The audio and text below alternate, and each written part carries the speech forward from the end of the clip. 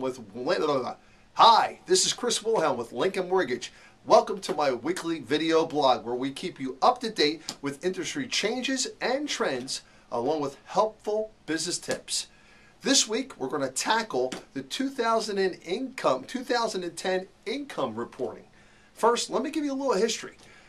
Due to the mortgage crisis we've been through like the last year and a half, Fannie Mae, Freddie Mac, and FHA and VA as well came out with stringent guidelines that they wanted all lenders to have copies of the tax returns filed with the actual IRS. So borrowers will provide us with a copy of the tax return. We would have to go back to the IRS through the 4506T form to get a copy of the actual return, better known as a transcript. The reason why I did it because they found there was a lot of fraud taking place where borrowers were providing quote-unquote less than reputable tax returns. Now, as we segue into 2011, we still can work off 2010's income.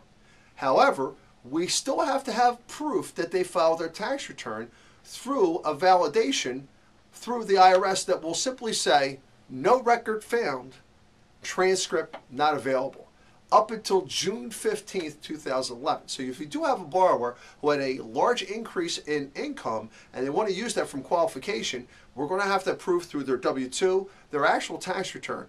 But as long as we receive that back from the IRS, we'll be okay. I know it sounds crazy, but that's what they're requiring. Now, if you happen to have a self-employed borrower who wants to use their 2010 income, same situation, but we'll be forced to use their 2008 and 2009 income.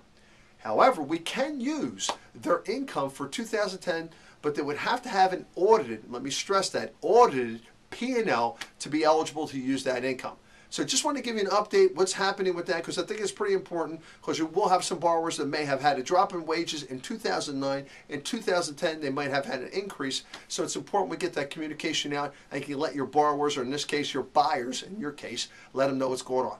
All right? Thanks, and stay tuned for more tips. This week's business tip.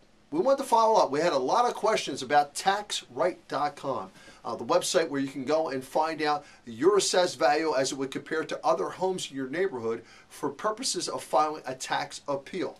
We want to get back to you and let you know in the town of Berlin, because they're currently under a reevaluation, you can immediately file an appeal once you receive notification of what your reevaluation is.